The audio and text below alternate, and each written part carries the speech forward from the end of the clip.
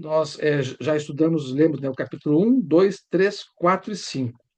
Nós vimos, então, a criação do mundo, em 6 dias, Deus criando, no sétimo descansando, criou o homem e a mulher, colocou o homem e a mulher no jardim do Éden, deu todas as condições de subsistência para o homem, ele só fez um pedido, né? Só uma ordenança. Ele disse lá no versículo 15, né? 15 do capítulo 2. O Senhor Deus colocou o homem no jardim do Éden para cuidar dele e cultivá-lo. E o Senhor Deus ordenou ao homem: coma livremente de qualquer árvore do jardim, mas não coma da árvore do conhecimento do bem e do mal, porque no dia em que dela comer, certamente você morrerá. Então, haviam duas árvores especiais no jardim do Éden, a árvore do bem e do mal e a árvore da vida.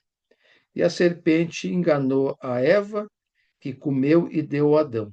E isso se chama a desobediência a Deus, o pecado, né?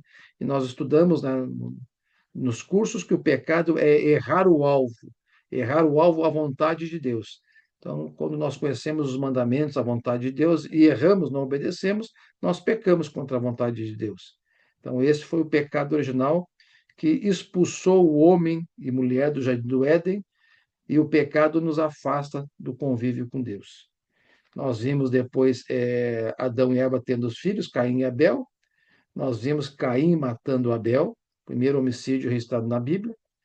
Nós vimos Caim sendo expulso do convívio de Deus. Nós vimos a descendência de Caim. E vimos lá no capítulo 5, versículo 25, que novamente Adão teve relações com a sua esposa, a sua Eva, né? E ela deu à luz a outro filho, a quem chamou de Sete, dizendo: Deus me concedeu um filho no lugar de Abel, visto que Caim o matou. Também a Sete nasceu um filho, a quem deu o nome de Enos. Nessa época, então, começou-se a invocar o nome do Senhor, começou-se a proclamar o Senhor, a buscar a Deus. E essas pessoas que buscam a Deus, nós vamos ver hoje, são os chamados filhos de Deus. E as pessoas que não buscam a Deus são os filhos do homem. Nós vimos a descendência de Adão no capítulo 5 e vamos começar a ler o capítulo 6 hoje. Então, capítulo 6, versículo 1.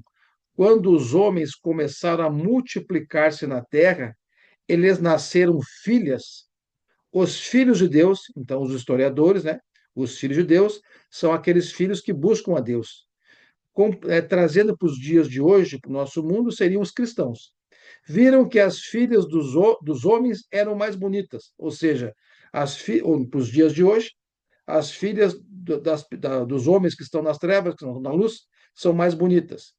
Então, lá as filhas daqueles que não buscavam a Deus na época. Então, comparação. Graças a Deus, nós temos toda a Bíblia completa, a revelação, então nós temos hoje a facilidade de compreender melhor que quando foi escrita, né? Então, e escolheram para si aquelas que lhes agradaram, ou seja, os filhos de Deus, os que buscavam a Deus, tinham reverência por Deus, começaram a ver que as filhas dos homens que não buscavam a Deus eram mais bonitas, e tendo união, casamento, né? Entre eles, entre a luz e trevas, no dia de hoje. Então disse o Senhor: por causa da perversidade do homem, meu espírito não contenderá com ele para sempre. Ele só viverá 120 anos. Esses 120 anos não significa que o homem vai viver até 120 anos, porque depois do dilúvio teve personagens bíblicos que viveram mais de 120 anos. Isso tem o significado com relação que, a partir desse texto, Deus já está planejando o dilúvio, e esse dilúvio vai acontecer dessa data até 120 anos. Tanto que mais adiante nós vamos ver as datas. Então, quando Deus planejou o dilúvio, o homem que está aqui na Terra hoje só vai viver até 120 anos. Então, até 120 anos vai vir o dilúvio. Naqueles dias havia neflins, homens com reputação destruidora, homens gigantes da terra, e também, posteriormente, quando os filhos de Deus, então os que buscavam a Deus, reverenciavam a Deus, possuíram as filhas dos homens, aqueles que não buscavam a Deus, e elas lhe deram filhos, eles foram os heróis do passado, homens famosos. Diz a história que homens de destruição, né? Homens famosos. O Senhor viu que a perversidade do homem tinha aumentado na terra e que toda a inclinação dos pensamentos do seu coração era sempre e somente para o mal. A gente observa isso, né? Nós vamos ver mais adiante. até em crianças em comportamento ruim, né? Mas a criança não tem a consciência daquilo que está fazendo, mas está ali uma coisa que é negativa nela. E por isso que quando ela cresce, toma consciência que aquilo que ela faz que é errado, aí ela precisa conhecer a verdade e se batizar, né? Porque ela sabe já o que é o bem, o que é o mal. Enquanto ela não conhece, não há necessidade do batismo. Nós vimos lá no Evangelho que temos que ser como as crianças, né? Puras e totalmente dependentes dos pais. Então, nós cristãos, puros, santificados e totalmente dependentes de Deus. No versículo 6, então o Senhor arrependeu-se de ter feito o homem sobre a terra. Esse arrependimento não é um arrependimento como nós conhecemos, porque Deus não é mentiroso e nem de se arrepender. É um arrependimento de coração, uma tristeza. Deus se entristeceu, porque o homem deu essa resposta para com ele, embora ele já soubesse de tudo. Então o Senhor se arrependeu de ter feito o homem sobre a terra, e isso cortou-lhe o coração. Disse o Senhor: farei desaparecer da face da terra o homem que criei, os homens também, os grandes animais e os pequenos, e as aves do céu. Arrependo-me de ter havê-los feito. A Noé, porém, o Senhor mostrou-lhe benevolência. Então Deus viu alguém ali que mostrou benevolência, né? Noé é o pregador da justiça, né? Versículo 9: esta é a história da família de Noé. Noé era um homem justo, íntegro entre o povo de sua época. Ele andava com Deus. Nós também andamos com Deus, nós buscamos a Deus. Nós, cristãos, temos totalmente os pensamentos voltados para as coisas do alto, as coisas do céu. Assim devemos andar aqui na terra. Noé gerou 3 filhos, Sem, Cã e Jafé. Ora, a terra estava corrompida aos olhos de Deus e cheia de violência. Nós tivemos um estudo ontem lá no Cantão, no Bairro Agronomia, com o irmão Luiz, não sei se o irmão está aqui, Luiz, e foi bastante frisado, né?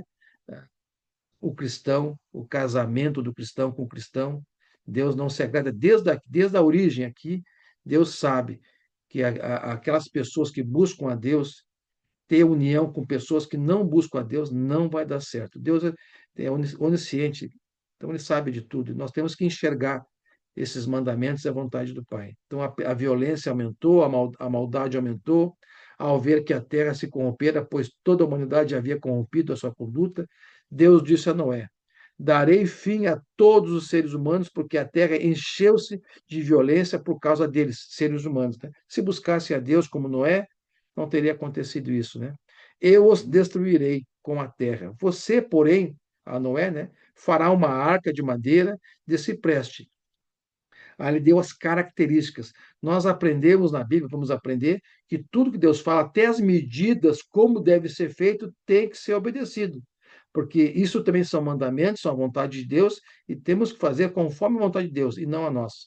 Então ele fala que fará uma arca de madeira de cipreste, divida em compartimentos, a revista de piche por dentro e por fora, faça com 135 metros de comprimento, tem que ser exato, 22 metros de altura, e meio de altura, né? 22 metros e meio de largura e 13 metros e meio de altura.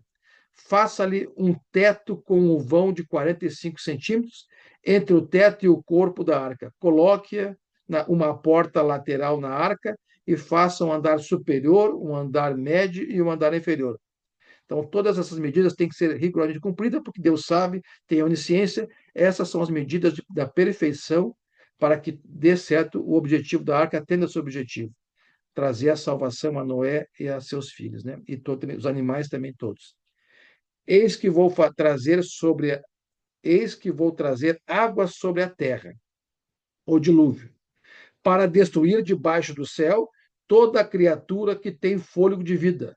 Tudo que há na terra perecerá, mas com você estabelecerei a minha aliança. Deus é um Deus de aliança, um Deus justo que cumpre finalmente, né? Estabelecerei a minha aliança. E você entrará na arca com seus filhos, sua mulher e as mulheres de seus filhos. Faça entrar na arca mais do que detalhes da obediência para Noé cumprir. Faça entrar na arca um casal de cada um dos seres vivos, macho e fêmea, para conservá-los vivos com você. De cada espécie de ave, de cada espécie de animal grande e de cada espécie de animal pequeno, que se move rente ao chão verá um casal a você para que sejam conservados vivos. E armazene todo tipo de alimento para que você e eles tenham mantimento. Nós vimos lá aqui o homem e os animais não se alimentavam de carne, só de vegetais. Então, de vegetais. Noé fez tudo exatamente como Deus lhes tinha ordenado.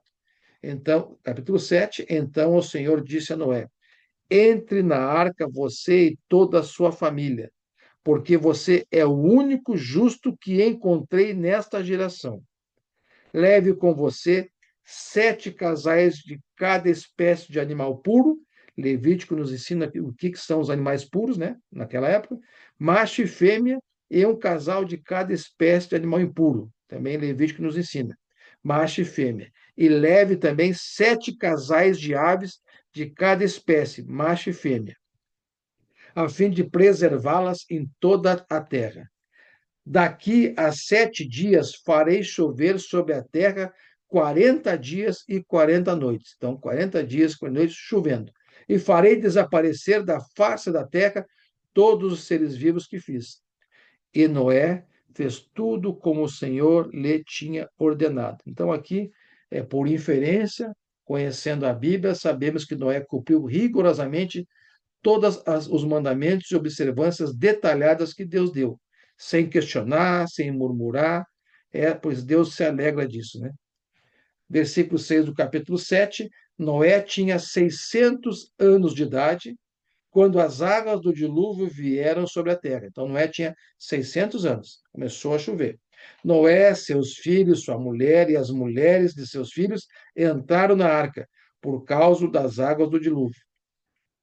Casais de animais grandes, puros e impuros, de aves e de todos os animais pequenos que se movem rente ao chão, vieram a Noé e entraram na arca, como Deus tinha ordenado a Noé. E depois de 7 dias, né, as águas do dilúvio vieram sobre a terra. Então eles entraram antes, vieram as águas do dilúvio. No dia em que Noé completou 600 anos, um mês, dentro da arca, então, e 17 dias, nesse mesmo dia, todas as fontes das grandes profundezas jorraram. Então, a água debaixo da terra, das profundezas, jorraram para o solo e as comportas do céu se abriram. Então, vinha água de baixo e de cima. E a chuva caiu sobre a terra 40 dias e 40 noites, né? O dilúvio total. Naquele mesmo dia, Noé e seus filhos, Sem, Cã e Jafé, com sua mulher e com as mulheres de seus 3 filhos, entraram na arca. Com eles entraram todos os animais de acordo com as suas espécies, todos os animais selvagens, todos os rebanhos domésticos, todos os demais seres vivos que se movem rente ao chão e todas as criaturas que têm asas, todas as aves e todos os outros animais que voavam. Casais de todas as criaturas que tinham fôlego de vida vieram a Noé e entraram na arca. Tudo conforme Deus determinara a Noé, né? Os animais que entraram foram um macho e uma fêmea de cada ser vivo, conforme Deus ordenara a Noé. Então o Senhor fechou a porta da arca. 40 dias durou o dilúvio. E as águas aumentaram e elevaram a arca acima da terra. Então, águas de baixo, jorram de baixo, do subsolo, lençóis de água, e de cima, né? As águas prevaleceram, então, taparam toda a terra, prevaleceram, aumentando muito sobre a terra, e a arca flutuava na superfície das águas. As águas dominavam cada vez mais a terra, e foram cobertas todas as altas montanhas debaixo dos céus. Então, tapou toda a terra. Aqui 40 dias chovendo, aqui em Porto Alegre, no último dilúvio que teve, foi 32 dias e foi ali a 3 metros, 4 metros, mais ou menos, não recordo. Aqui foi 40 dias chovendo e tapou toda a terra. As águas subiram até quase 7 metros, acima das montanhas, né? Não do solo. Todos os seres vivos que se movem sobre a terra pereceram. Aves, rebanhos domésticos, animais selvagens, todas as pequenas criaturas que povoavam a terra e toda a humanidade. Então, só se salvaram 8, né? Noé, a esposa, seus 3 filhos e as 3 noras.